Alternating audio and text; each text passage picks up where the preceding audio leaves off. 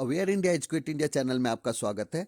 जैसा कि आप सभी की डिमांड थी कि पार्ट 1 एंड पार्ट 2 जैसे कि 10th के किए हैं और अभी तक आपने देखा ही है कि हर एक वीडियो अपने आप में यूनिक रहा है और 80% से ज़्यादा अभी तक स्ट्राइक रेट यानी कि पेपर मेरे ही वीडियो में से आए हैं, चाहे वो 12th की इंग्लिश हो, चाहे वो 10th की इंग्लिश हो, चाहे वो history, civics, science, everything else, है ना। तो यहाँ पे जैसे कि डिमांड थी कि पार्ट 1 एंड पार्ट 2 करें। पिछली बार कई बच्चों ने 10th क्लास के पार्ट 2 नहीं देखा उन्होंने, जबकि उससे 12 क्वेश्चन हूबहू एग्जाम में थे और टोटल 80 आउट ऑफ 80 मार्क्स के मेरे वीडियो में से, वो भी 3 वीडियो में से। तो ये समझने की चीज़ है कि आपको छोड़ना नहीं है। मेरे इस पार्ट 1 एंड पार्ट 2 से आपकी कंप्लीट तैयारी हो जाएगी और 1 डे बिफोर में आप बिल्कुल रॉक कर जाएंगे। 100% मार्क्स आपके आने की संभावना है, तो इसलिए छोड़िए। इस वीडियो में भी मैं स्क्रीन शेयरिंग मोड में ही, जैसे कि जितना भी पेपर का पिछले वीडियो में मैं बता चुका हूँ, मार्क्स का क्राइटेरिया कहाँ कहाँ से कैसे है, ब्लूप्रिंट भी मैं समझा चुका हूँ कि पार्ट 1 में कैसे। पार्ट 1 वीडियो, पार्ट 2 वीडियो और 1 डे बिफोर, ये तीनों ही 101% आपको, मात्र अगर आपने 3 घंटे यहाँ दिए और पिछले साल का 1 डे बिफोर है। एक चीज़ मैं बोलना चाहूँगा कि कल मुझसे एक गलती ये हो गई कि मैंने 10th की जो इकोनॉमिक्स स्पेशल का लिंक शेयर कर दिया, बजाय इसके कि पिछले साल का 1 डे बिफोर मैं करना चाह रहा था, क्योंकि वो भी वीडियो बहुत ही ज़्यादा मोस्ट एक्सपेक्टेड है। बहुत सारे क्वेश्चंस लास्ट ईयर आए थे उसमें से, लेकिन वो कुछ चैप्टर्स हैं और वो बहुत ही अच्छी तरह उसमें एक्सप्लेन करके राइटअप भी है, तो आप उसको ज़रूर देखेंगे, है ना। और ये 3 वीडियो आपको 101% प्रिपरेशन के लिए ज़रूरी है और आपकी पूरी तैयारी हो जाएगी। मेरी पूरी कोशिश है कि कम से कम टाइम में आपके ये तीनों ही जो टॉपिक्स, जो भी आपके पार्ट 1 एंड पार्ट 2 है, उसके 100% मोस्ट एक्सपेक्टेड की मैं तैयारी करा सकूं, है ना। जैसे कि आपने पिछले वीडियो में मैं ऑलरेडी बता चुका हूं, उन चीज़ों को मैं इस बार नहीं बता रहा। मैं इस वाले में, आपको पता है कि डेवलपमेंट एक्सपीरियंस जो है 1947 से 90 तक, ये 12 मार्क्स का है। जो हमारा फर्स्ट यूनिट है, इसमें हमारे पास 4 चैप्टर हैं शुरुआत के, है ना, जो कि 1991 तक का है। सेकेंड है हमारा, इसमें हिंदी और इंग्लिश दोनों ही मीडियम में मैं बताऊंगा, दोनों ही की शेयरिंग भी होगी। करंट चैलेंजेस वाले में ऑलरेडी हमारे पास 6 चैप्टर्स है, जैसे कि पोवर्टी है, निर्धनता, ग्रामीण विकास है, से लेकर सतत धारणीय विकास जो है, आर्थिक विकास जो है वहाँ तक है, यानी कि सस्टेनेबल डेवलपमेंट तक। और ये सबसे ज़्यादा हमारे पास वेटेज वाला 22 मार्क्स हमारे यहाँ है। और लास्ट हमारा जो है कंपैरिजन का, इंडिया पाकिस्तान का, पड़ोसी देश के साथ, चाइना और पाकिस्तान और इंडिया का, ये हमारे पास जो है 6 मार्क्स का है। क्वेश्चन नंबर भी देख लीजिए, 18 to 27, वही 10 क्वेश्चन हमारे पास होंगे, 1 मार्क्स के होंगे। ध्यान रखना है, केवल आंसर नंबर लिखना है, क्वेश्चन आंसर नंबर और आंसर A C D। कल को अगर आपको लगे कि दिक्कत है, डी नहीं ई होना, सी होना चाहिए, तो आप डी को सी बना सकते हैं। बाद में जब पेपर कंप्लीट हो जाए तब वो ऑप्शन आप उतार दीजिए। इस चीज़ का स्पेशली ध्यान रखिए, आपको टाइम बचाना है। 28 और 29 क्वेश्चन नंबर जो आपका होता है, ये आपके पास 3 मार्क्स के होते हैं, 60 to 80 वर्ड्स में देने होते हैं। और 30 to 32 आपके 4 मार्क्स के होते हैं, 3 क्वेश्चन होते हैं आपको। और 80 to 100 वर्ड्स हैं, यानी कि अगर 80 वर्ड्स के एवरेज में हम आंसर बना रहे हैं, तो ये मानकर चलिए हमारा 3 मार्क्स एंड 2 मार्क्स दोनों हो जाता है। तो ये 3 क्वेश्चन है, 12 मार्क्स यहाँ हमारे हो जाते हैं। और 2 क्वेश्चन पार्ट 1 में भी और पार्ट 2 में भी। कल के वीडियो में मैंने मोस्ट एक्सपेक्टेड वो सारे क्वेश्चंस ऑलरेडी बताए हैं कि कौन कौन से क्वेश्चन आपके लॉन्ग में आ सकते हैं, कौन शॉर्ट में। बाकी मैं 1 डे बिफोर में बताऊंगा ही, कोशिश कर रहा हूं। हालांकि ये नहीं है, मैं पूरी प्रॉमिस नहीं करता कि 1 डे बिफोर 101% लाऊंगा, लेकिन क्योंकि ऑलरेडी मैं पार्ट 1 एंड पार्ट 2 में सब मोस्ट एक्सपेक्टेड, जैसे कि पहले की डिमांड थी कि एग्जाम से आप पहले ही एग्ज़ाम स्पेशल दिया कीजिए, तो एग्ज़ाम स्पेशल टीचर्स की डिमांड पे और बच्चों की डिमांड पे ही कर रहा हूँ मैं। तो मेरी कोशिश है, पर डे मैं जब भी वीडियो जो भी बना रहा होता हूँ, तो उसमें मैं यही कोशिश करता हूँ कि कम से कम टाइम लेते हुए आपका मैं मैक्सिमम चीज़ों को आपको एग्ज़ाम के बेनिफिट में मैं करके दूँ। तो यहाँ पे जो 2 क्वेश्चन हमारे क्या है, 6 मार्क्स के होने हैं। और ये लॉन्ग क्वेश्चन कौन से हो सकते हैं वो भी मैं बताऊँगा आपको। इस वाले वीडियो में हम एक एक टॉपिक को समझने की कोशिश करेंगे, ताकि 1 मार्क्स के जो 10 क्वेश्चन है उसमें गलती ना हो। जैसा कि मैंने कहा कि डायरेक्टरेट ऑफ एजुकेशन की जो सपोर्ट मटेरियल है, हिंदी मीडियम इंग्लिश मीडियम दोनों में ही है। तो मैंने इस चीज़ को, दोनों ही, जिन बच्चों के पास ये नहीं है वो वहाँ स्क्रीनशॉट ले सकते हैं। जैसे पब्लिक स्कूलों में नहीं है तो स्क्रीनशॉट ले सकते हैं। मैंने इसलिए ये हिंदी और इंग्लिश दोनों मीडियम रखा है कि दोनों ही मीडियम में और हिंदी इंग्लिश दोनों में ही मैं बताने की कोशिश करूँगा।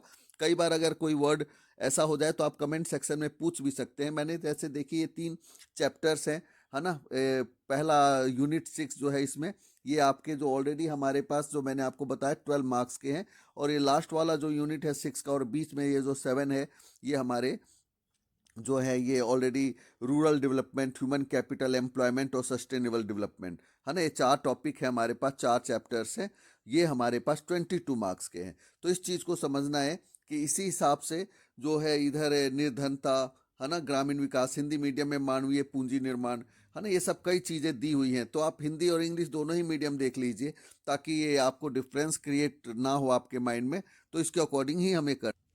अब जैसे कि मैंने कहा कि इसमें मैंने ऑब्जेक्टिव क्वेश्चंस तक मैं ध्यान पे रखते हुए ही मैं इस वीडियो को बना रहा हूँ, है ना? तो इसमें देखिए कि जो features of Indian economy on the eve of independence, यानी कि मेन क्वेश्चन यही होता है कि स्वतंत्रता के समय भारतीय अर्थव्यवस्था की स्थिति क्या थी।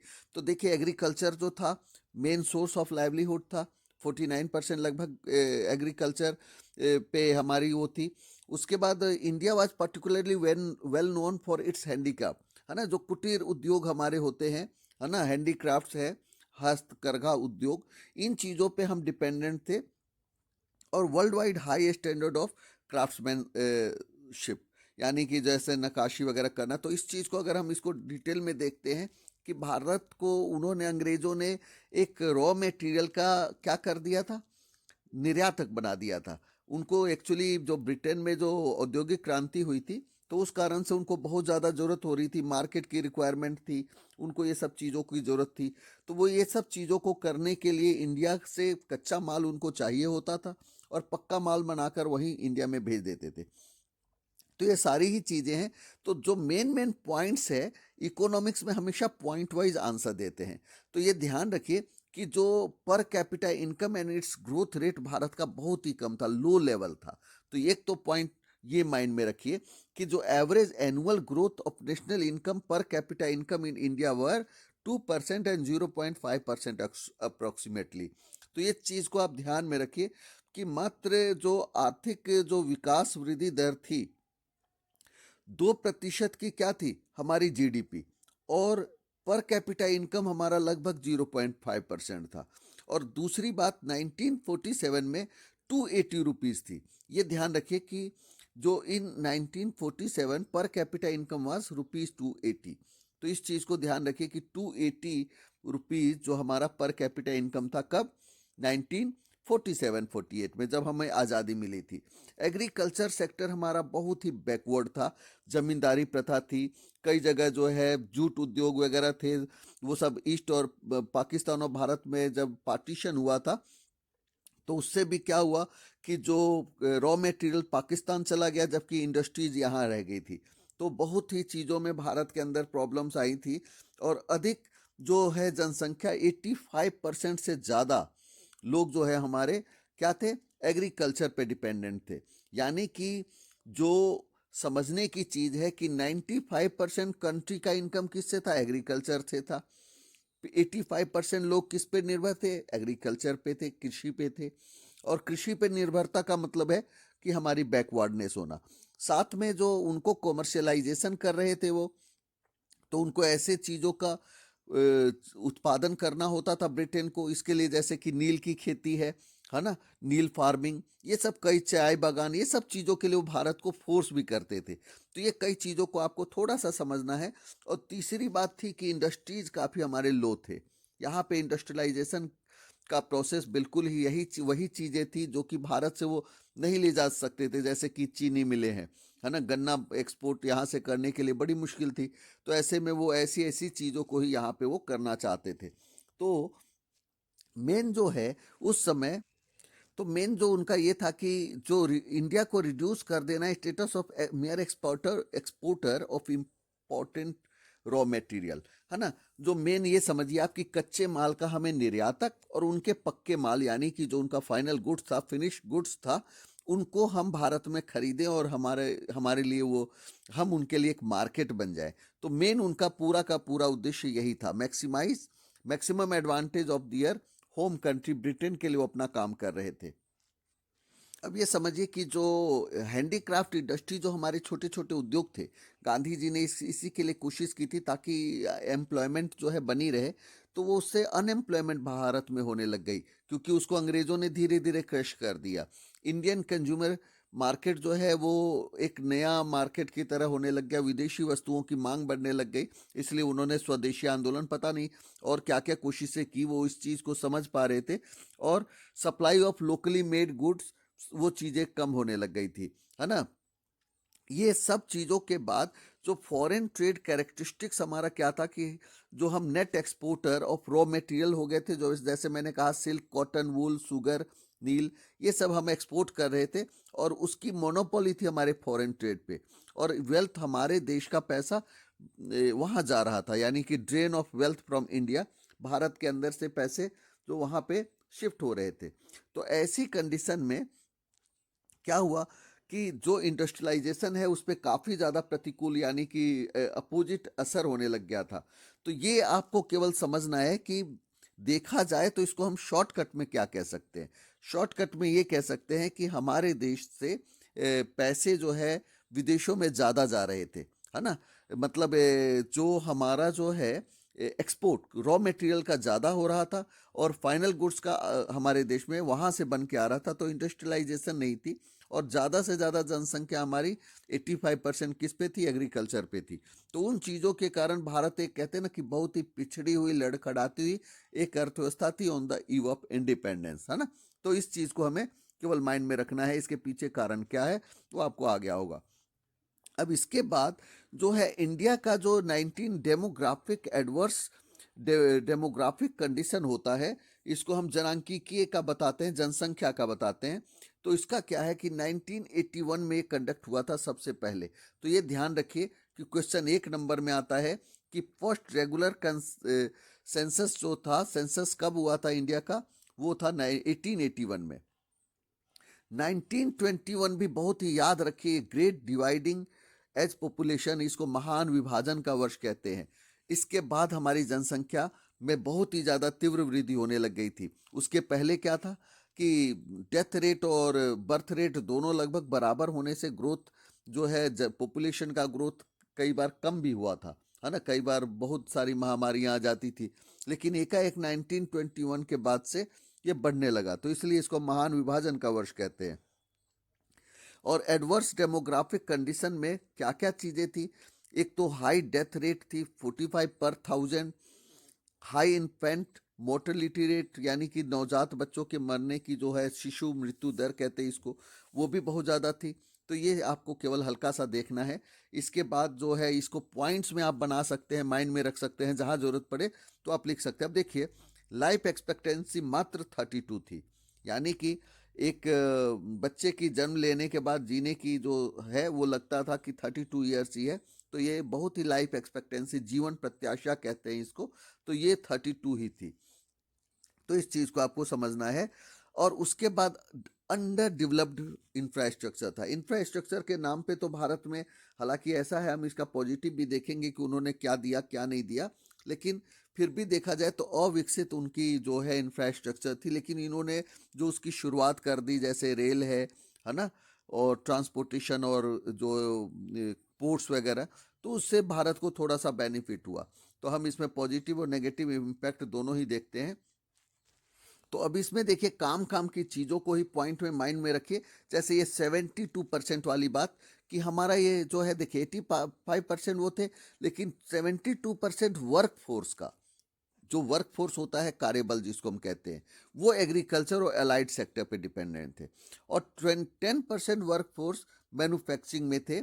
यानी कि ये ध्यान रखिए कि 18% वर्क फोर्स जो थे वो ही मात्र केवल सर्विस सेक्टर में थे। ये चीज़ें बैकवर्डनेस को दिखाता है कि भारत एक पिछड़ा था देश। अब कुछ पॉजिटिव इम्पैक्ट ये याद रखने का है आपका, ये इंपॉर्टेंट चीज़ें हैं आपके लिए। एक तो उन्होंने ट्रांसपोर्ट फैसिलिटी की, रेलवे, रेलवे माइंड में रखिए कि बहुत बड़ी उपलब्धि है। एक उन्होंने पोर्ट हमारे को, जैसे कि जो एक्चुअली उन्होंने किया तो अपने लिए था, रेलवे हो चाहे वो पोर्ट वगैरह जैसे कि बंदरगाह वगैरह, लेकिन वो उसका बेनिफिट हमारे लोगों को भी हुआ, है ना। हमारे आंदोलन के साथी भी इन्हीं रेल से ही जाते थे एक जगह से दूसरी जगह। इसके बाद टेलीग्राफ सर्विस जो है, पोस्ट और टेलीग्राफ सर्विस वो लेकर आए। ठीक है। उसके बाद एक स्ट्रॉन्ग बेस एडमिनिस्ट्रेटिव सेटअप तैयार किया। इकोनॉमिक इंटीग्रेशन भी कंट्री का उनकी देन है। अब भारत क्या था, छोटे छोटे टुकड़ों में बटा हुआ था। हर कोई अपने आप को, नेशनलिटी वाली बात नहीं थी, इंडियन का कोई वो नहीं था, है ना। कोई जय मराठवाड़ा था, तो कोई जो है अवध निवासी हूँ मैं, है ना, कोई मथुरावासी थे। तो ऐसे थे, देश टुकड़ों में बटा हुआ था। तेलंगाना था, कोई यूपी था, कोई बिहार, तो सबके अलग अलग वो थे। तो उनको उन्होंने एक किया, है ना, ब्रिटेन ने। ये एक भारत की बहुत बड़ी उपलब्धि है, यानी कि इतने छोटी छोटी रियासतों को मिलाकर उसने एक विशाल भारत हमें बना के दिया। ये हमारे लिए अंग्रेजों की एक देन है। उसके बाद बैंकिंग और मॉनेटरी सिस्टम पे भी उन्होंने काम किया। तो ये माइंड में याद रखिए, बहुत ही ज़्यादा इंपॉर्टेंट है कि पॉजिटिव इम्पैक्ट क्या मिला। रेलवे है, पोर्ट है, टेलीग्राफ सर्विस है ना, एडमिनिस्ट्रेटिव सेटअप था, और भारत का इंटीग्रेशन करना, पॉलिटिकल और इकोनॉमिक इंटीग्रेशन, बैंकिंग, ये इसके बहुत ही ज़्यादा पॉजिटिव इम्पैक्ट है। और नेगेटिव तो आप जानते ही हैं कि रॉ मटेरियल का उसने क्या किया, हमें एक्सपोर्टर बना दिया, इम्पोर्टर हमें बना दिया। फिनिश्ड गुड्स का तो हमारा क्या है, पक्का माल, वही हम महंगा खरीदते थे। हमारी जो है, हालांकि उस समय हमारा जो डेफिशिएंट जो था, जो पहली बार उसी समय केवल पॉजिटिव था, अदरवाइज हमेशा ही नेगेटिव रहा है। तो उसके पीछे कारण क्या था कि एक्सपोर्ट बहुत ही ज़्यादा यहाँ से पैसे जा रहे थे, है ना। हैंडीक्राफ्ट को उन्होंने तबाह क्यों किया, क्योंकि उनको अपने माल बेचने थे। कमर्शलाइजेशन ऑफ एग्रीकल्चर की, ये भी बहुत इंपॉर्टेंट पॉइंट है कि वो हमारे यहाँ ऐसी खेती कराना चाहते थे जिससे उनके उद्योगों को कच्चा माल मिल सके। तो ये एक चीज़ इंपॉर्टेंट। अब देखिए कि एजर्सन एंड रीजन वाले दो मोस्ट एक्सपेक्टेड यहाँ क्वेश्चंस हैं, है ना। दोनों ही मैं बता देता हूँ कि देखिए, पहला काम करते हैं इसमें कि ये देखते हैं कि एजर्सन और रीजन में कौन सही है कौन गलत है। उसके बाद ही ऑप्शन को देखिए। अगर दोनों ही सही है तो ऑप्शन ए या तो बी होगा, और दोनों में से कोई एक भी गलत है तो ऑप्शन सी या तो डी होगा। तो तुक्का भी लगाते वक्त ये ध्यान रखिए कि हम एजर्सन और रीजन में कंफ्यूज भी हो तो समझना चाहिए। जैसे ये कहता है कि India became exporter of raw material, जो भारत है वो एक्सपोर्टर बन गया था रॉ मटेरियल का। और उसके साथ ही उन्होंने ये भी कहा कि द ट्रेड पॉलिसीज जो थी फॉलोड बाय ब्रिटिश अफेक्टेड, जो ट्रेड पॉलिसी उन्होंने तैयार की उसके कारण ऐसा हुआ, है ना। Structure and volume of foreign trade, है ना, जो स्ट्रक्चर और वॉल्यूम जो है उस चीज़ ने इस पे इफेक्ट। तो ये भी बात ठीक है, ट्रेड पॉलिसीज थी, ये भी ठीक है। और ये रीजन भी इसका बिल्कुल है। अगर रीजन है तो आंसर ए होगा, अगर ये रीजन इसका नहीं होता तो बी हो जाता। ऐसे ही क्वेश्चंस को दूसरों को भी देखते हैं, अगर कोई भी एक गलत है तो सी या तो डी होगा। तो ऐसे में आपका जो है answer both assertion and reason are true and R is correct explanation of A. ऐसी क्वेश्चंस को हम ध्यान देते हैं कि अगला क्वेश्चन कहता है, ये भी मोस्ट इंपॉर्टेंट है, कि agriculture in India during colonial rule was stagnant, है ना। भारत की जो कृषि थी वो पिछड़ी हुई थी, बैकवर्ड थी, है ना। तो ये जो है, इसके पीछे about 85% of Indian population was dependent on agriculture. 85% अभी मैंने बताया था कि डिपेंडेंट थे। तो इन्हीं चीज़ों को ऐसे देखकर फिर आप देखिए कि एजर्सन और रीजन में क्या संबंध है ना। फिर आप आंसर दिया कीजिए, है ना। इसका यहाँ लॉजिक भी यहाँ दिया है। अब इसके कुछ मेन क्वेश्चंस देख लेते हैं। जैसे हिंदी मीडियम में यहाँ पे 6 में 5 मार्क्स के जो क्वेश्चन दिखते हैं, पॉजिटिव और नेगेटिव इम्पैक्ट, है ना, ये दो चीज़ें आप कर लेते हैं तो इसका सारा ही लगभग मोस्ट इंपॉर्टेंट हो जाता है। रेलवे का कंट्रीब्यूशन इसमें एक और मोस्ट इंपॉर्टेंट क्वेश्चन है। क्वेश्चन दिखाई कमी दे रहे हैं कभी कहीं कहीं, है ना, लेकिन आप उसको देख लीजिएगा। एग्रीकल्चरल पॉलिसी और इंडस्ट्रियल पॉलिसी, लेकिन सबसे ज़्यादा इसके पॉजिटिव और नेगेटिव इम्पैक्ट आप देखेंगे तो सारा ही चैप्टर हो जाएगा। मैंने मेन पॉइंट्स अभी आपको बता भी। अब अगला चैप्टर एक्चुअली कल काफ़ी 1 घंटे से बड़ा वीडियो हो गया था। आज मेरी कोशिश है कि 1 घंटे से कम में ही फिनिश करूँ, है ना। इसलिए मैं मेन ही पॉइंट को बताने की कोशिश कर रहा हूँ, है ना। इसमें सेकंड चैप्टर में आपका जो सेल्फ रिलायंस, ये पॉइंट समझिए, आत्मस्वावलंबन बनाने की, जो आत्मनिर्भर बनाने की कोशिश है, ये पहले से ही प्लानिंग का हिस्सा। अब यहाँ एक मोस्ट इंपॉर्टेंट 1 मार्क्स का क्वेश्चन है, हिंदी मीडियम में दिख रहा है, इंग्लिश में नहीं दिखाई दे रहा। मोक्ष गुंडम विश्वेश्वरैया, है ना, को ये भारत का की जनक कहते हैं योजना का। तो ये याद रखिएगा, है ना, नाम याद रखिएगा कि ये इसको भारत की योजना का, यानी कि प्लानिंग कमीशन का जो है फादर कहा जाता है। और दूसरा नाम है जिसको हम आर्किटेक्ट ऑफ इंडियन प्लानिंग, है ना, भारत का योजना शिल्पकार कहते हैं, वो है प्रशांत चंद महालनोबिस। याद रखे बिल्कुल, प्रशांत, है ना, चंद महालनोबिस, ठीक है, ये महाल नोबिस वर्ड याद रखिए, ये आर्किटेक्ट ऑफ इंडियन प्लानिंग है। और वो जो मोक्ष गुंडम विश्वेश्वरैया है, वो उनको योजना का जनक कहते हैं, फादर ऑफ प्लानिंग। तो दोनों में ध्यान रखिए, architect of planning and father of planning में दोनों में अंतर है, इसलिए दोनों ही ऑप्शन में होते हैं। बिल्कुल मोस्ट इंपॉर्टेंट है 1 मार्क्स के लिए। अब सीधा मैं मोस्ट इंपॉर्टेंट टॉपिक पे आ जाता हूँ, जो एग्रीकल्चर की जो है प्रॉब्लम्स ऑफ इंडियन एग्रीकल्चर, है ना। एक तो जनरल प्रॉब्लम थी, सोशल प्रॉब्लम में आ गई, जैसे कि सामान्य समस्याएं, हिंदी मीडियम वाले हिंदी में देख सकते हैं। इंस्टीट्यूशनल प्रॉब्लम्स थी संस्थागत, जिसमें यानी कि आकार, जोतों का आकार छोटा था, साइज ऑफ लैंड बहुत छोटे थे, है ना। मार्केटिंग नहीं थी, है ना, उसकी फैसिलिटीज़ की कमी, लैक ऑफ क्रेडिट यानी कि साख की कमी थी, है ना। तो किसानों की मुख्य समस्या क्या है? एक तो मानसून के साथ जुआ होना, अगर हम टेक्निकल प्रॉब्लम कहें तो क्रॉपिंग पैटर्न हमारा गलत था, है ना। टेक्निक हमारे पुराने हो चुके थे, ऑब्सोलीट टेक्निक्स थे, है ना। लैक ऑफ इरिगेशन फैसिलिटीज थी, इलिटरेसी थी, और सबसे ज़्यादा कहा ना, मानसून के साथ जुआ थी। एक चीज़ वर्ड आप कोट याद रखिए, कहते कि भारतीय किसान कर्ज में पैदा होता है, कर्ज में पलता बढ़ता है और कर्ज में ही मर जाता है। तो एक कोट याद रखिए, जहां जरूरत पड़े तो आप लिख सकते हैं। अब 1950 के आसपास जो सुधार किया, 50 टू 90 के बीच में, है ना, ये 90 होना चाहिए, ठीक है। ये जो सुधार किया है, उसमें क्या है, इंटरमीडियरीज जो थे, बीच में मध्यस्थ लोग होते थे, है ना, उनको खत्म करना, रेंट को जो लगान का नियमन किया, रेगुलेट किया, लैंड सीलिंग यानी कि एक बहुत बड़े बड़े भूमि के मालिक हुआ करते थे, और जो खेतीहर मजदूर होते थे वो काम करते थे, तो वो ऐसे ही काम करते थे, ज़्यादा उत्पादन, तो उस चीज़ को ख़त्म करना। कॉरपोरेटिंग फार्मिंग, ये ध्यान रखिए कि जो कोऑपरेटिव फार्मिंग है, उसका मतलब है कि सहकारी खेती, मिलजुल कर खेती करना और उसी हिसाब से प्रोडक्शन देना। और कुछ जो है पेस्टिसाइड्स का, फर्टिलाइजर का, HYV, हाई यील्डेड वैरायटी का, इन चीज़ों का यूज करना, ये ग्रीन रिवॉल्यूशन में हुआ था। ये मोस्ट इंपॉर्टेंट, हम इसको अभी और पढ़ेंगे। और इसके बाद एरीगेशन जो है, सिंचाई के साधन का वो करना, जैसे कि भाखड़ा नांगल डैम, ये सब चीज़ें, बहुत सारी चीज़ों की सुविधाएं की गई थी, है ना। आज़ादी के समय देश की हालत खस्ता थी, लेकिन फिर भी इंफ्रा पे बहुत ज़्यादा काम किया गया था। तो इन चीज़ों को आपको, अब इस पे हरित क्रांति पे, ग्रीन रिवॉल्यूशन पे 2 क्वेश्चन आते हैं। एक तो इसका फेज 1960 टू 70 है, 70 टू 80 का सेकेंड फेज था।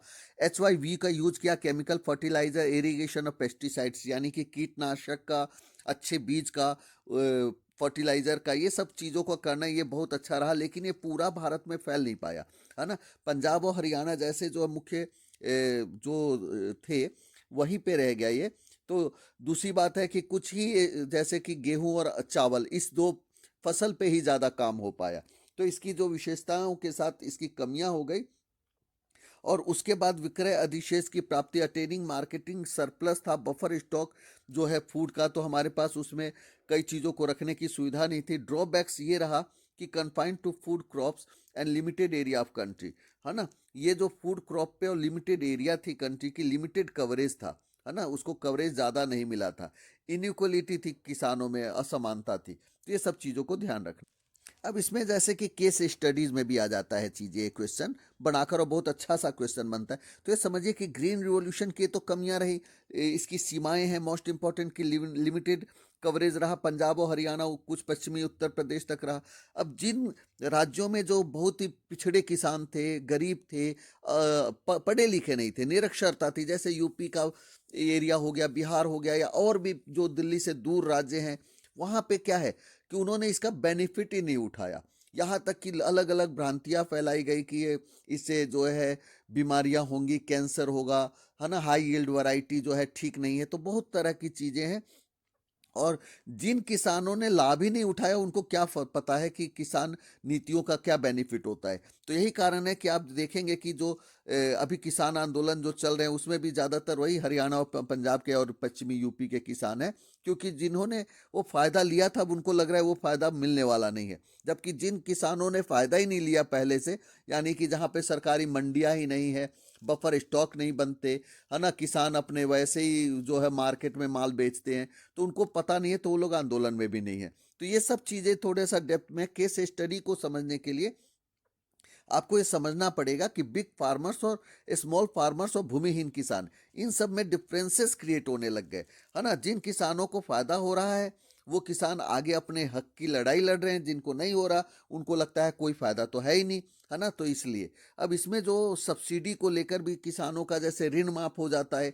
किसान कई बार ऋण लेता ही इसलिए है कि उसको पता है माफ हो जाएगा, एक सरकार नहीं आएगी तो दूसरी सरकार माफ कर देगी, तो ये सब ऑलरेडी उनको लगता है। जबकि इस चीज के पीछे किसानों को तकनीक और कई चीजों का मुहैया ना कराकर एक वोट का वो हो जाता है।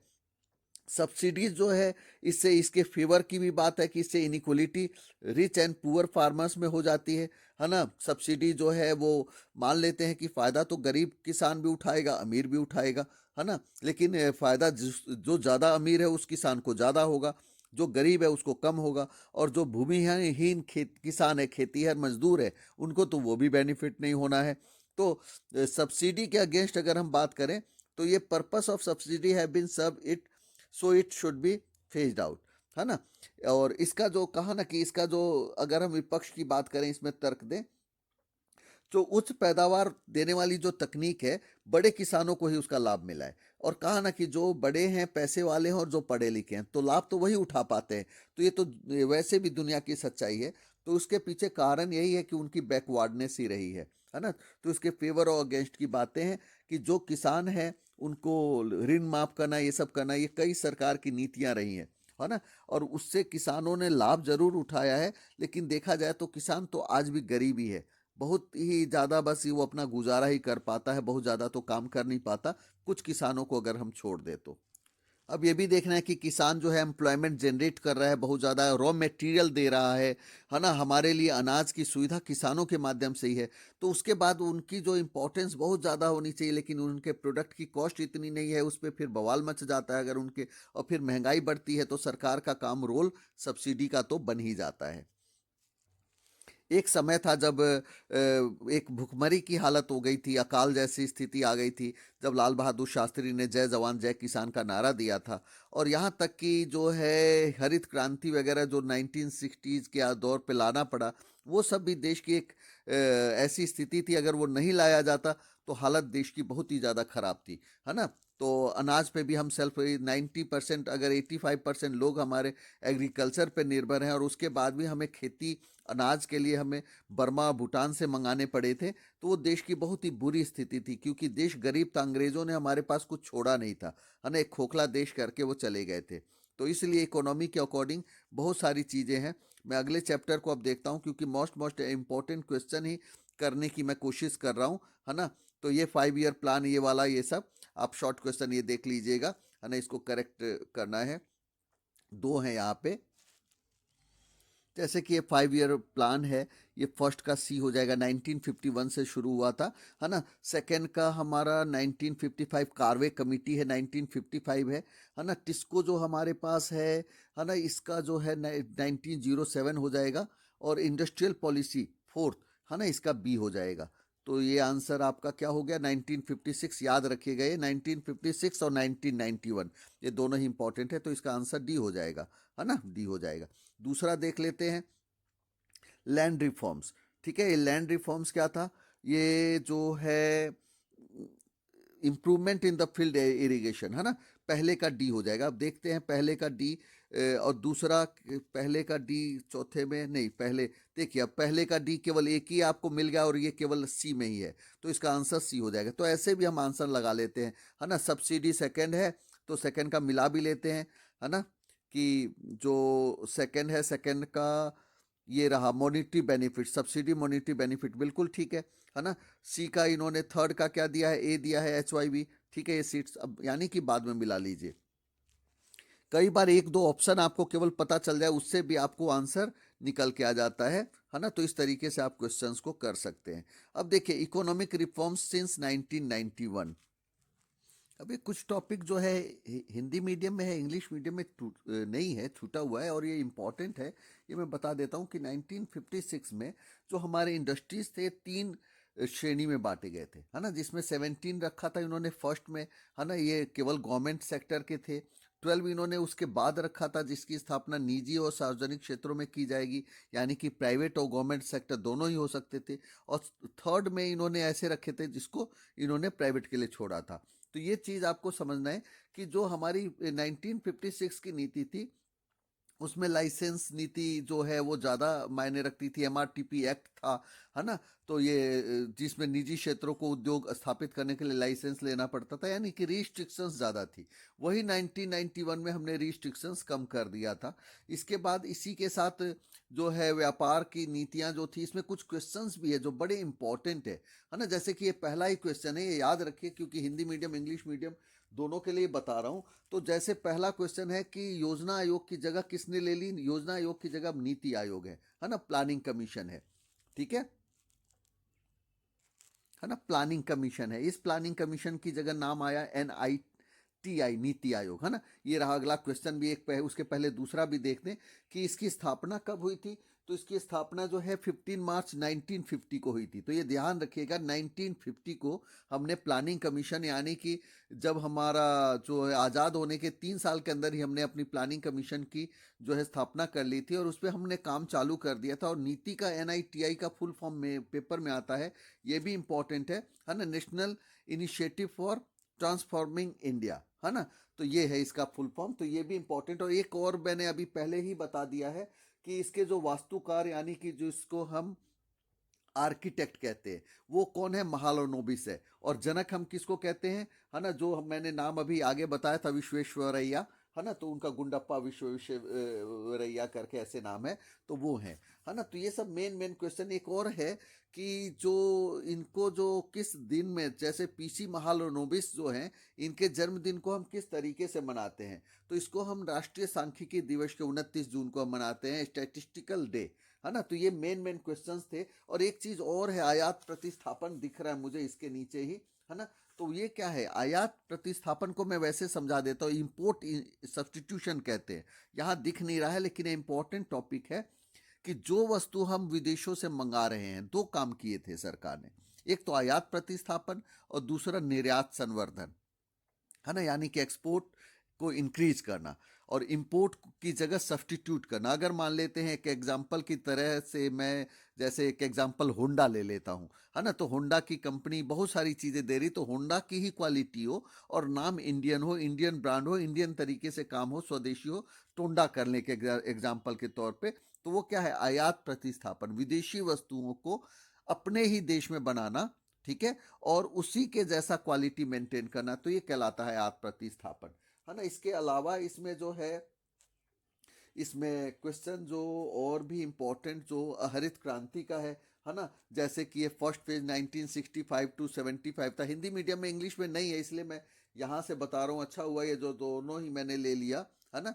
इसके बाद देखिए इसमें, हाँ, ये बहुत इंपॉर्टेंट, पहली 7 योजनाओं में, है ना, 22 क्वेश्चन नंबर, मेन क्या था, इंपोर्ट सब्सटीट्यूशन वाला मेथड ज़्यादा यूज हो रहा था। तो ये सब इसके कुछ मेन मेन क्वेश्चंस है जो मैंने इसमें आपको बताए हैं। हरित क्रांति की 3 कमियां, मेरिट्स डिमेरिट्स। यहाँ हम इंग्लिश की बात करें तो main features of industrial policy देखिए 1956 दे रखा है।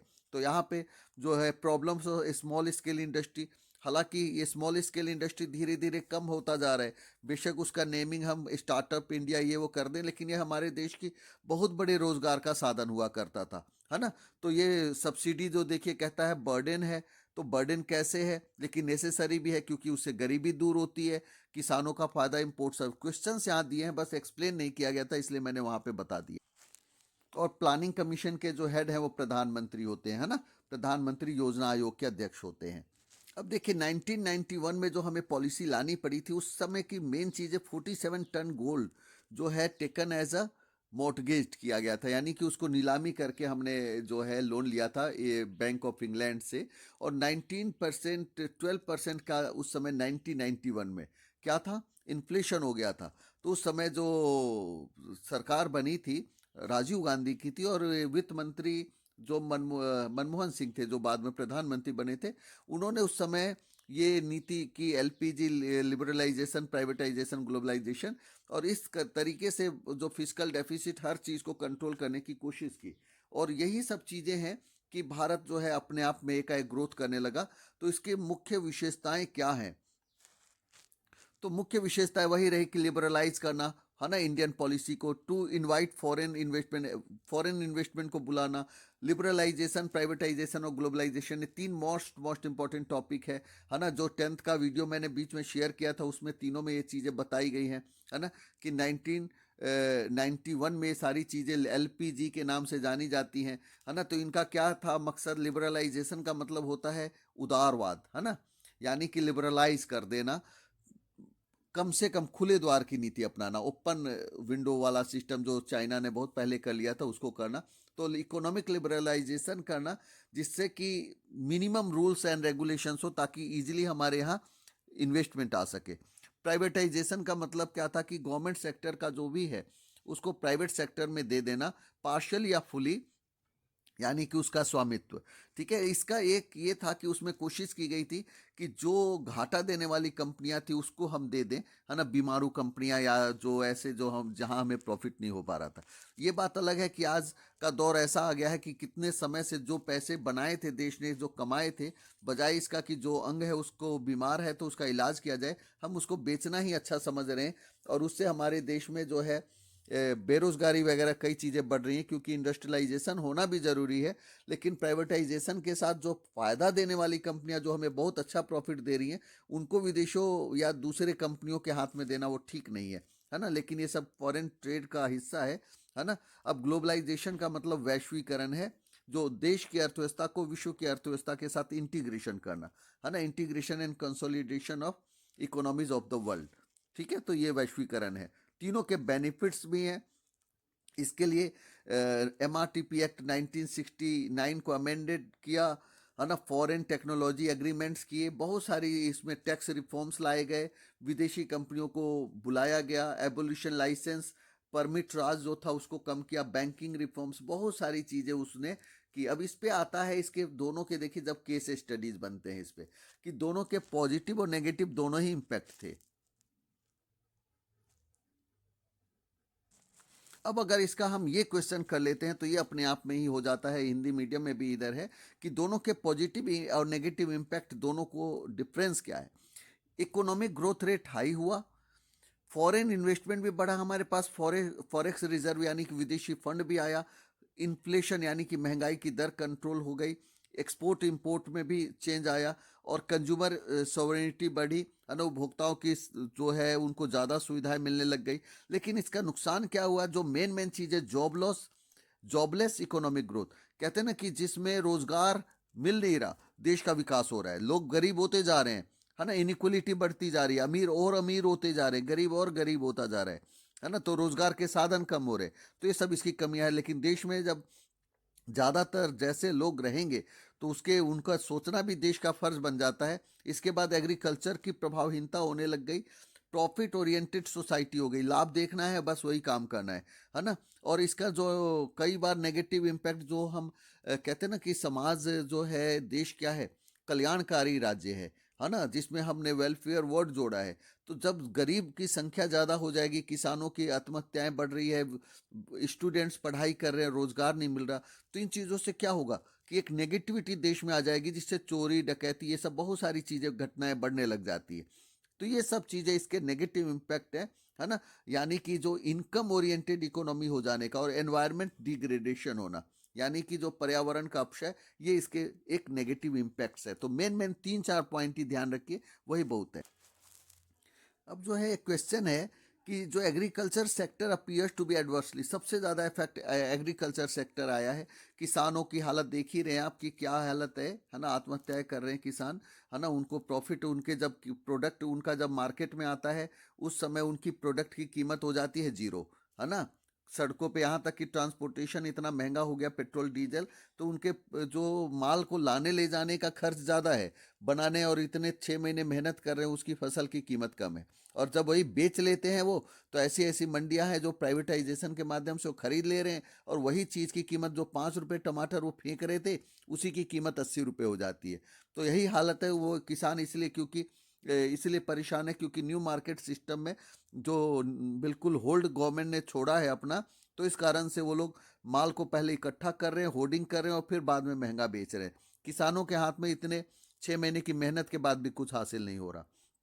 अब देखिए, अगला चैप्टर यहाँ आ गया है सीधा रूरल डेवलपमेंट, 4 जो है ह्यूमन कैपिटल फॉर्मेशन यहाँ दिखाई नहीं दे रहा, है ना, जबकि यहाँ पे हिंदी मीडियम में है। तो कोई नहीं, मैं हिंदी मीडियम से ये टॉपिक आपको बता देता हूँ। मेन मेन पॉइंट्स क्या है कि पहले तो ह्यूमन कैपिटल फॉर्मेशन क्या कहलाता है। ह्यूमन कैपिटल फॉर्मेशन ये जो है ना, मानव पूंजी निर्माण, यानी कि मानव के अंदर कैपिटल फॉर्म कर जाए। कैसे कैपिटल फॉर्म कर सकता है, यानी कि उनको एजुकेशन देकर हो सकता है। ठीक है, एजुकेशन दे दिया हमने, ठीक है, या तो उनकी हेल्थ पे काम किया तो हो सकता है, या उनकी योग्यता यानी कि जो है उनको स्किल दे दिया, तो इस तरीके से हो सकता है। तो इसमें प्रक्रिया जो है इसकी योग्यता कुशलता में वृद्धि हो जाती है। इसका मेन मकसद है एजुकेशन है ना, स्किल है, ठीक है, सूचना स्वास्थ्य है, हेल्थ है, एजुकेशन है और स्किल है। ये तो तीन चीज़ें, टेक्नोलॉजी, ये सब बहुत ज़्यादा इंपॉर्टेंट है इसमें। लेकिन समस्या क्या आती है कि जो हमारे प्रतिभा है वो पलायन कर जाता है। इसको ब्रेन ड्रेन कहते हैं हम, है ना, ब्रेन ड्रेन की समस्या हो जाती है, विदेशों में चले जाते हैं, उसका सही मैनेजमेंट नहीं हो पा रहा है ना। तो इस सब चीज़ों से जो है इस पे गलत असर आ जाता है। जीवन स्तर का जो है बहुत कम है। एजुकेशन पे अगर सरकार खर्च कर रही है तो मान कर चलिए कि जब देश में एजुकेशन नाम की चीज़ नहीं थी, 7400 के आसपास ही केवल एजुकेशन सेक्टर में भी स्कूल्स थे। तो सरकार ने आज़ादी के बाद चाहे बेशक कितनी भी हालत खस्ता रही, लेकिन उसके बाद एजुकेशन और हेल्थ सेक्टर, प्राइमरी हेल्थ पे बहुत सारा खर्च किया है ना। तो जिसका नतीजा हुआ कि धीरे धीरे देश जो है तरक्की करने लगा। उसमें यूजीसी, एनसीईआरटी, एआईसीटी, इन सब चीज़ों की स्थापना की गई, है ना। और उसमें क्षेत्र का विकास करने के लिए सब कोशिश किया गया ताकि एजुकेशन का सेक्टर जो है भारत में अच्छा आए, है ना। इस चीज़ में ये ध्यान रखिए कि अगर हम इस एजुकेशन की बात करें तो 1950 से लेकर, है ना, और 50 से लेकर अगर हम बात करें 2011 तक ही कर लेते हैं, है ना, 2011 तक कर लेते हैं। तो उस समय अगर हम बात कर रहे हैं कि केवल और केवल हमारे पास 2.3 लैक्स ही केवल क्या थे, एजुकेशन के वो थे, यानी कि स्कूल थे, प्राइमरी और सेकेंडरी। जबकि हमारे जो है 10 लाख हमने बनाए उसके बाद।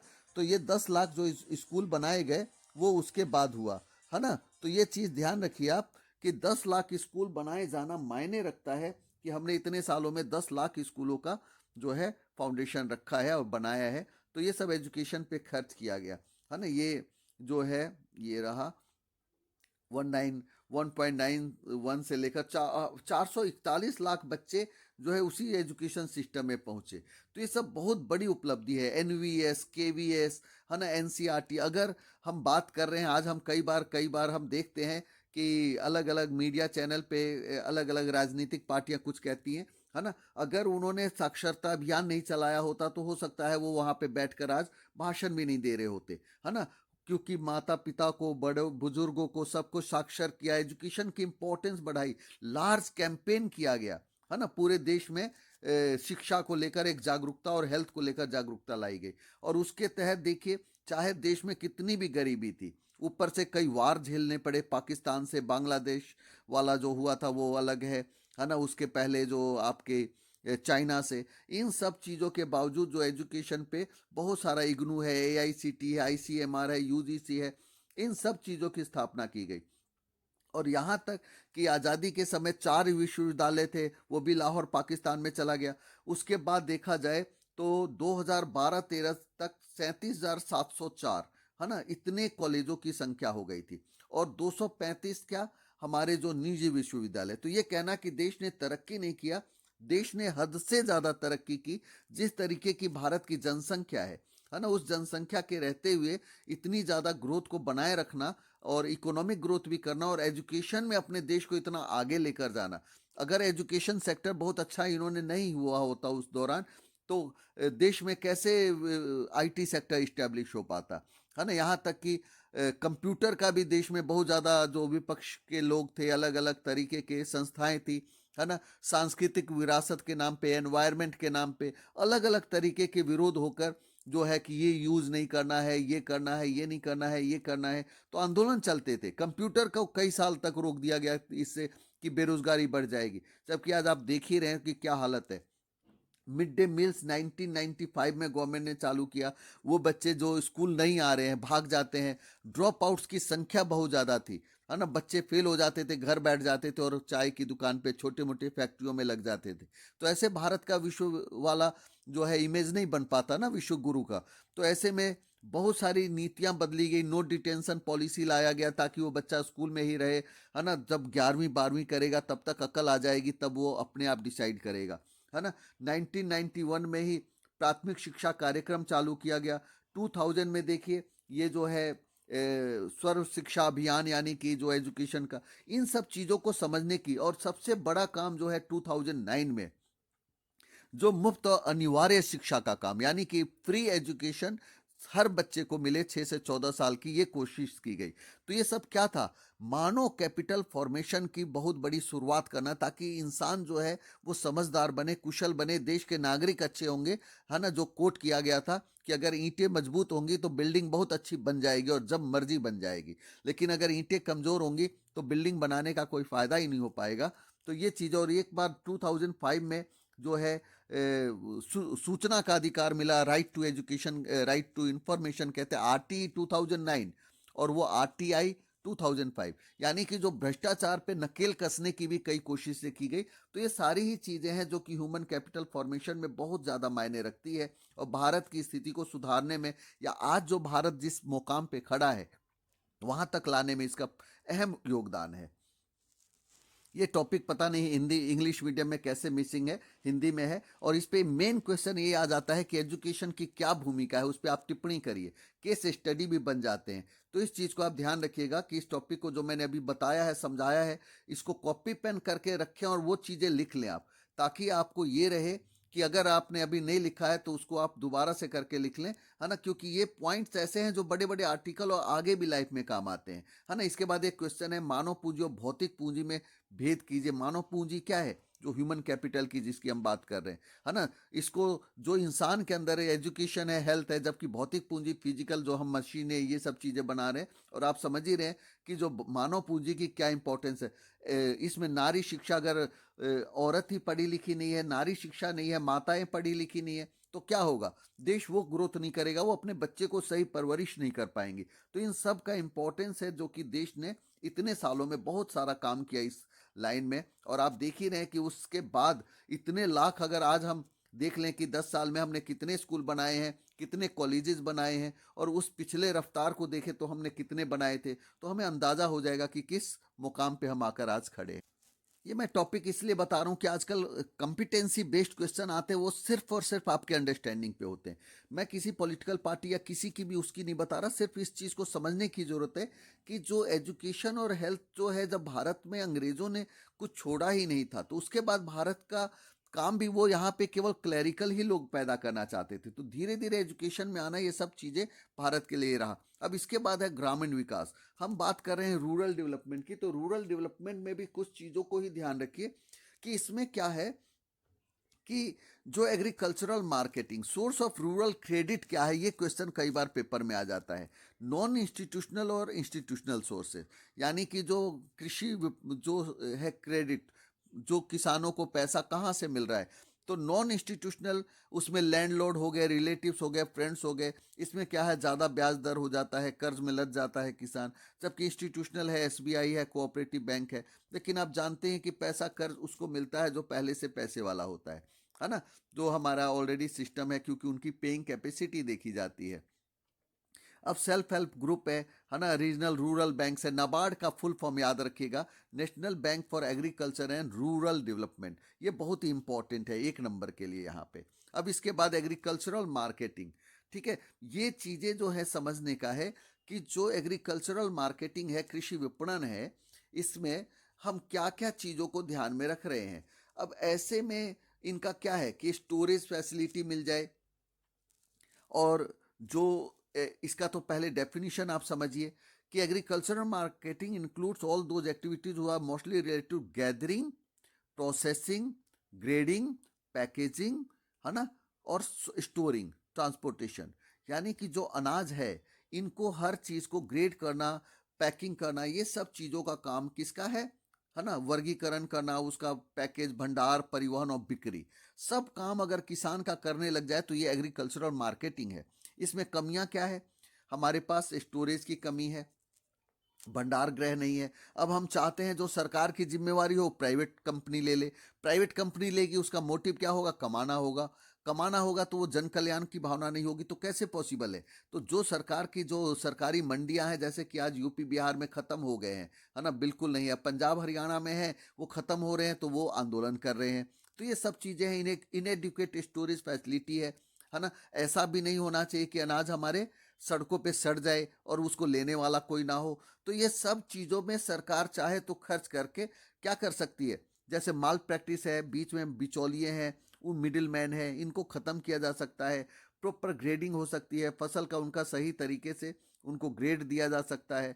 मार्केटिंग फैसिलिटी उनको दी जा सकती है। किसान को कहा जा सकता है आप उत्पादन करिए, मेहनत करिए, खेतों में काम कीजिए, और जो बेचने की जिम्मेवारी ये है हमारी। ये नहीं कि पता चला कि उनके जब बेचने का टाइम है तब तो चीज़ें सस्ती हो गई, क्योंकि प्राइवेट कंपनियां होंगी, वो तो ऐसे ही करेंगी, और जब उनके खरीदने की बारी आ गई तो वही चीज़ें महंगी हो गई। तो किसानों को इन चीज़ों के कई खतरे हैं, क्योंकि सरकार ने अभी इस पे कोई प्रॉपर कानून नहीं बना पा रही। अभी तो किसान इतनी मेहनत करके भी गरीब है, बहुत कम ही है, 1% के आसपास किसान होंगे जो कि ठीक ठाक है, संपन्न है, उन पे फर्क भी नहीं पड़ता है। तो इसको सुधारने के लिए सरकार ने अब क्या क्या कदम उठाए हैं? तो इन्होंने मार्केट को रेगुलेट किया है ना, ये इंपॉर्टेंट टॉपिक है कि सरकार ने क्या क्या किया। सब्सिडाइज ट्रांसपोर्ट किया, ठीक है। लेकिन एक चीज समझिए कि बेनिफिट वही ले पा रहा है जो कि पढ़ा लिखा और समझदार है।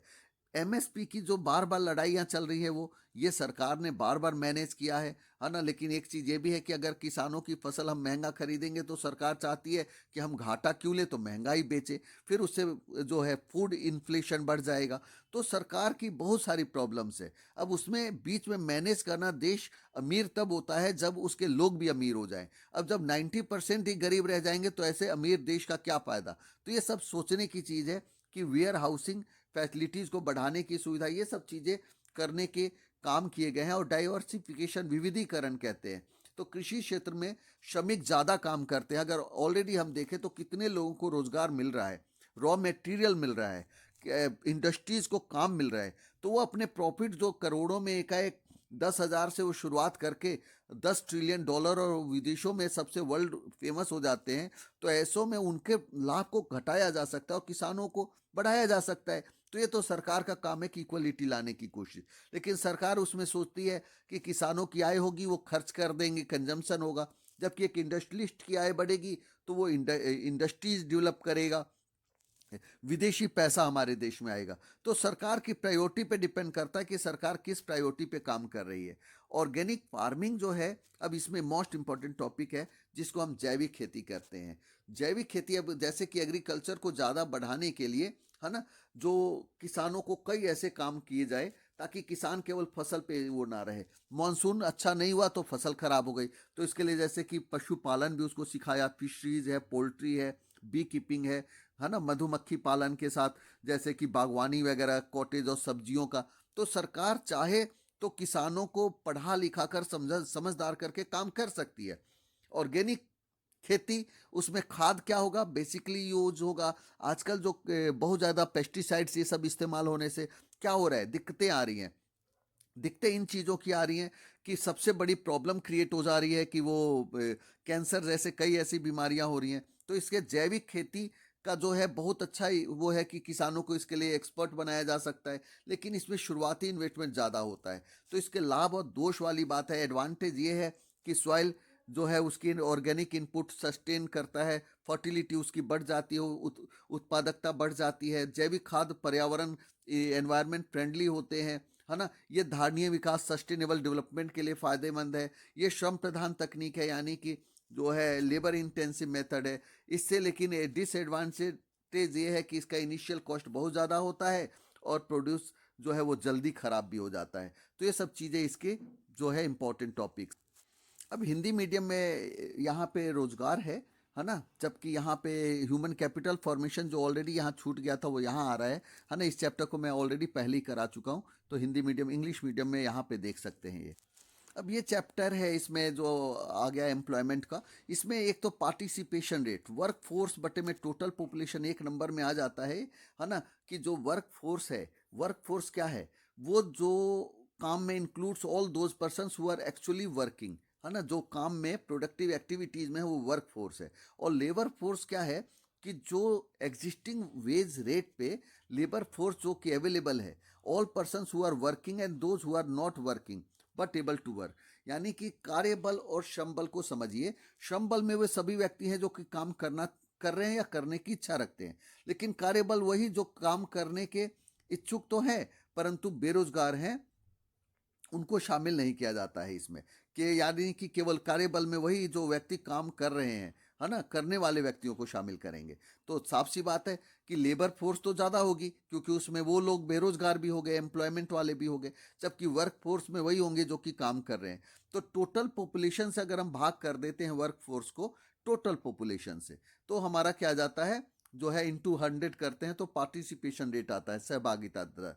तो इसको समझिए। इसमें भारत में बेरोजगारी का मुख्य कारण क्या है, एग्रीकल्चर जो हमारा है वो ज़्यादा प्रोडक्टिव नहीं हो पा रहा है ना, स्लो रेट इकोनॉमिक ग्रोथ का है, पॉपुलेशन एक्सप्लोजन है, जनसंख्या बहुत ज़्यादा बढ़ रही है, एजुकेशन सिस्टम भी हमारा है, और दूसरी बात है कि किसान जो है अपने वही पुरानी खेती में लगे पड़े हैं, है ना, कॉटेज और स्मॉल इंडस्ट्री अब धीरे धीरे खत्म हो गए। अगर किसान का जो प्रोडक्ट है वो उसी को वहीं पे वो मैन्युफैक्चर करने लग जाए, जैसे कि पहले स्मॉल स्केल इंडस्ट्रीज बहुत ज़्यादा थी, तो किसान क्यों बेरोजगार हो। लेकिन बस वही है, बड़ी बड़ी इंडस्ट्रीज को ग्रोथ करने के चक्कर में छोटे छोटे इंडस्ट्रीज हमारे खत्म होते जा रहे हैं, वो खा रहे हैं, उनको जॉब वर्कर बना रहे हैं वो केवल। तो लो कैपिटल फॉर्मेशन, इसलिए जो है पूंजी निर्माण में कमी हो रही है। तो ये समझना है कि सरकार की सारी पॉलिसीज पे डिपेंड करता है कि हमारे देश में क्या कारण है, क्या ऐसे है। अगर चार बड़े बड़े पूंजीपति होंगे केवल, तो छोटे छोटे इंडस्ट्री वाले खत्म हो जाएंगे, और वो जबकि ज़्यादा लेबर इंटेंसिव होता है, तो बेरोजगारी का कारण है। अब इसको दूर करने के लिए हम जीडीपी तो बढ़ा ही सकते हैं, पॉपुलेशन ग्रोथ भी कम कर सकते, मतलब पॉपुलेशन के ग्रोथ को रोक सकते हैं। स्मॉल स्केल इंडस्ट्री और कॉटेज इंडस्ट्री बहुत ज़रूरी है। कई बार क्वेश्चन में आता है कि आप अपने सलाह दीजिए, है ना, तो अपने सलाह में आप दे सकते हैं कि इंफ्रास्ट्रक्चर को आप बढ़ावा दे सकते हैं। उसके बाद आप जो है उनको ऐसे में स्टार्टअप, जैसे गवर्नमेंट ने किया है, अच्छी पॉलिसी है, लेकिन वो लोगों तक पहुंच पाए और उसका बेनिफिट वाकई में लोगों को मिले, है ना, तब ये चीज़ें हो पाएंगी। अब इसमें मनरेगा जो है इसका सबसे अहम रोल है, जो अक्सर पेपर में आता है। इसका full form Mahatma Gandhi national rural employment guarantee act, जो कि 100 दिनों के रोजगार की गारंटी देता है ना। प्रधानमंत्री ग्रामोदय योजना और स्वरोजगार योजना, ये सब कई चीजें हैं, स्वर्ण जयंती ग्राम, तो ये सब कब चालू किए गए और सरकार की क्या पॉलिसीज है, इस पे आप लिख सकते। अब उस वाले में यही कि एक तो सरकार की नीतियों का आप मूल्यांकन करें, है ना, आप क्रिटिसाइज करते हो, आलोचनात्मक मूल्यांकन करें, वो होता है, और एक अपने सुझाव, वो बहुत इंपॉर्टेंट है, वही कर लीजिएगा बेरोजगारी दूर करने के उपाय, है ना। अब इसके बाद देखिए कि एनवायरमेंटल में ग्लोबल वार्मिंग है। सबसे पहले तो आप एनवायरमेंट समझते ही हैं कि ये ऑल रिसोर्सेस एंड प्लांट्री इनहेरिटेंस है ना, यानी कि भूमंडलीय विरासत और सभी संसाधनों की समग्रता के रूप में परिभाषित किया है। और इसके घटक क्या है, जैविक है और अजैविक है। जैविक में जैसे क्या आ जाते हैं, जो बायोटिक फैक्टर हो गए, है ना, और अबायोटिक अजैविक हो गए, ठीक है। तो ये इसके दोनों में ही, जैसे कि एक वायु है, जल है ना, और दूसरी तरफ कुछ ऐसे अबायोटिक, बायोटिक दोनों में ही आपको समझना है। बायोटिक में जो जिसमें जान प्राण है ना, और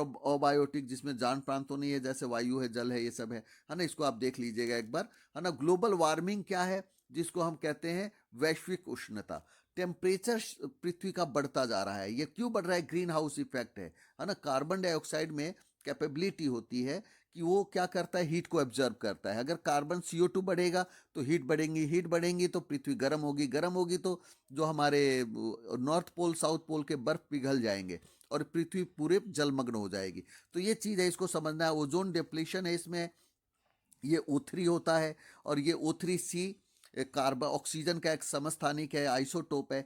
तो ये CFC क्लोरोफ्लोरोकार्बन, ये एक एक नंबर में सब क्वेश्चन आते हैं, जो क्या करता है, उससे रिएक्ट होने लग गया है और ये स्किन कैंसर का कारण है।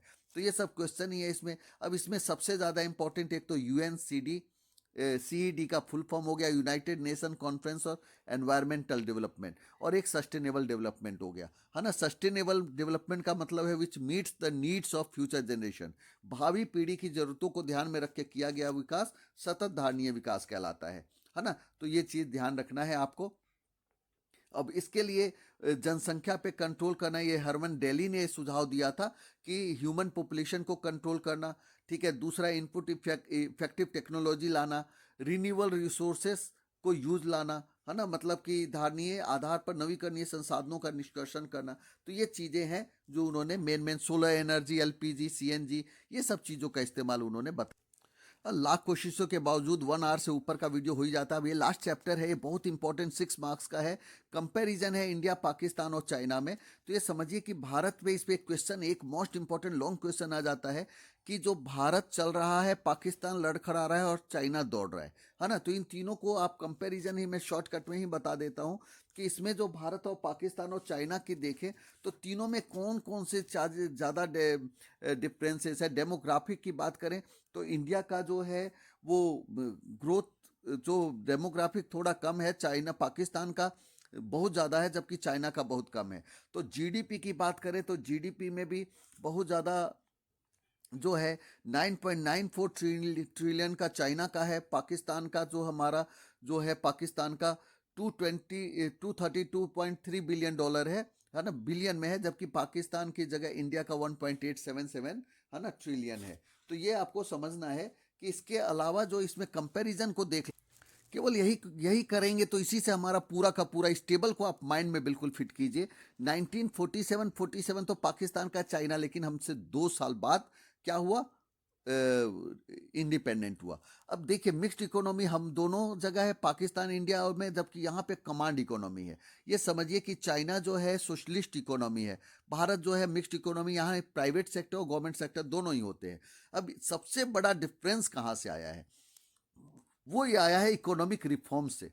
यहाँ 1991 में हम सबसे पीछे रहे, 1978 में ही पाकिस्तान चाइना ने कर लिया था। इसको देखकर पाकिस्तान ने 1988 में किया, जबकि हमने किया 1991 में।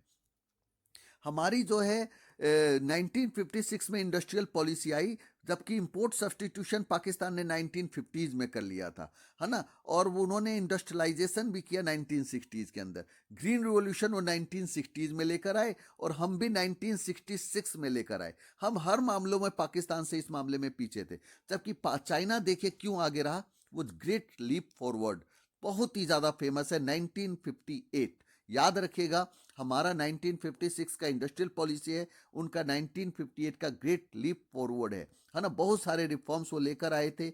इकोनॉमिक रिफॉर्म्स उन्होंने फिर 1978 में फाइनली किया, और इकोनॉमिक जोन जो बनाया उन्होंने 1979 में बनाया, जबकि हमने बनाया 2005 में। काम हमने भी किया है, लेकिन बस हमने कई मामलों में अपने आप को पीछे किया है। इस कारण से ही हम कई जगह पीछे रह जाते हैं। इसके बाद इसमें एक चीज़ और है जो आपको याद रखना है, जैसे कि कुपोषित बच्चे हैं, एजुकेशन, हमारा देश का इंफ्रा कम था। पोवर्टी लाइन में जो अगर हम बात करें तो देखिए, जो मोर्टलिटी रेट 174, यहाँ 178 और यहाँ 27, कितना ज़्यादा डिफरेंस है। जो मरने वाले बच्चों की संख्या जो है पर लाख होती है, ये याद रखिएगा, 1 नंबर में क्वेश्चन आ जाता है ना। डेमोग्राफिक में बात करें तो जनसंख्या की बात आ जाती है। इन्फेंट मोर्टेलिटी में भी देखिए 29-30 है, जबकि पाकिस्तान बहुत ही ज़्यादा पिछड़ा हुआ है 57। ये सब कारण है कि वो लड़खड़ा रहा है, जो हम बात कहते हैं, है ना। इसके बाद जो ह्यूमन डेवलपमेंट इंडेक्स में 0.647 है, जबकि चाइना हमसे बहुत आगे है और पाकिस्तान और भी नीचे है। आपको HDI, मैंने जो 10th का वीडियो है उसमें HDI को अच्छी तरह एक्सप्लेन किया हुआ है। कल ने मैंने गलती से वो लिंक शेयर कर दिया 1 डे बिफोर की बजाय, लेकिन आप उसमें कई टॉपिक है जो 10th के हैं, 12th में भी हैं, लेकिन उसमें डिटेल में, तो आप उसको देख सकते हैं। यानी कि मेरे 3-4 ही वीडियो को आप देखेंगे, काम चल जाएगा, है ना। पहले कल का वीडियो, आज का वीडियो, 1 डे बिफोर आने वाला है जो पिछला है, और चाहे तो आप 10th का इकोनॉमिक्स देखिए, है ना। Gross national per capita income जो है 6829 है, पाकिस्तान का 519, जबकि चाइना का 16,127 है। बिलो पोवर्टी लाइन, ये बहुत इंपॉर्टेंट है, इसको याद रखिएगा इस पॉइंट को, ये 60.4 है ना, जबकि पाकिस्तान में 46.4 और चाइना जो है यहाँ पे 7.4 है। हम यानी कि इसमें सबसे ज़्यादा हम पिछड़े हुए हैं पोवर्टी लाइन में, बिलो पोवर्टी लाइन के मामले में। इसके बाद ओवरऑल परफॉर्मेंस जो मैंने बता ही दिया कि वो पाकिस्तान, इंडिया ने मॉडरेट परफॉर्म किया है, पाकिस्तान ने पुअर किया है। इसमें पॉलिटिकल इनस्टेबिलिटी है, राजनीतिक अस्थिरता रहना। जबकि भारत में क्या है, जब सरकार काम नहीं करती तो सरकार बदल देते हैं हम, है ना। 10 साल में आए दिन हमारी सरकारें बदलती रहती है। तो इस कारण से क्या होता है कि नई नई पॉलिसीज आती है, नए नए विजन आते हैं, नए नए लोग आते हैं, नए नए नेता आते हैं, और 5 साल 6 साल ईमानदारी से अच्छा काम करते हैं, 5 साल बेईमानी करते हैं। मिला जुला कर देश में ये करप्शन और इसके साथ मिला जुला असर देखने को मिलता है। चाइना में इन चीज़ों की कमी होने के कारण वहाँ क्या है कि वहाँ ग्रोथ ज़्यादा सस्टेनेबल और डेवलप रहा है। हमारे यहाँ अर्बनाइजेशन कम है, पाकिस्तान में ज़्यादा है। चाइना में जो है, चाइना में रूरल एरियाज हैं, वहाँ पे डेंसिटी बहुत ही कम है। तो इस चीज़ को भी हमें समझना है कि मिला जुला कर ये तीनों को हम कंपेयर करें तो शॉर्टकट में हम कह सकते हैं कि चाइना जो है वो दौड़ रहा है, भारत जो है चल रहा है, और पाकिस्तान लड़खड़ा रहा है। मैंने कोशिश पूरी की है कि 1 घंटे में सारा का सारा कराऊं। 1 डे बिफोर में मैं कोशिश करूंगा केवल मोस्ट एक्सपेक्टेड ही बताऊं, क्योंकि आंसर्स का स्क्रीनशॉट यहाँ शेयर किया है, सब कुछ किया है, ताकि आपके लिए आसानी रहे। आप यहाँ से नोट्स बना सकते हैं, कर सकते हैं, और इसको ज़्यादा से ज़्यादा बच्चों तक शेयर करने की कोशिश कीजिएगा। कॉम्पिटेंसी बेस्ड क्वेश्चंस बाद में है, लेकिन ऑलरेडी 1 घंटे हो गए हैं, तो इसलिए मैं वीडियो को अब इसको फिनिश करूँगा। आगे जो बचे हुए जो पॉइंट्स अगर रह गए हैं उसको मैं कोशिश करूँगा कि 1 डे बिफोर में कवर करूँ। उम्मीद है आपको हमारी ये पहल पसंद आई होगी, और इन्हीं उम्मीदों के साथ आपसे रिक्वेस्ट है कि इस वीडियो को ज़्यादा से ज़्यादा पहुंचाने की कोशिश करें, क्योंकि मैं केवल एग्ज़ाम डेज में ही एक्टिव होता हूं, फिर गायब हो जाता हूँ। मेरा ये मेन मोटिव केवल ये शौकियाना इस चीज़ में कि ज़्यादा से ज़्यादा बच्चों तक मदद पहुँच पाए, और वो तभी संभव है जब आप इसको ज़्यादा से ज़्यादा बच्चों तक शेयर करने की कोशिश करेंगे। मेरी एडवांस में आप सभी की शुभकामनाएं, आप सबको शुभकामनाएं। आपके नंबर बहुत अच्छे होंगे। आप अगर मेरे इन वीडियोज़ पे करेंगे तो टाइम वेस्ट आपका बिल्कुल नहीं होगा, और आपके नंबर अच्छे आएंगे, है ना। इन्हीं उम्मीदों के साथ all the best to all of you in advance. Thank you.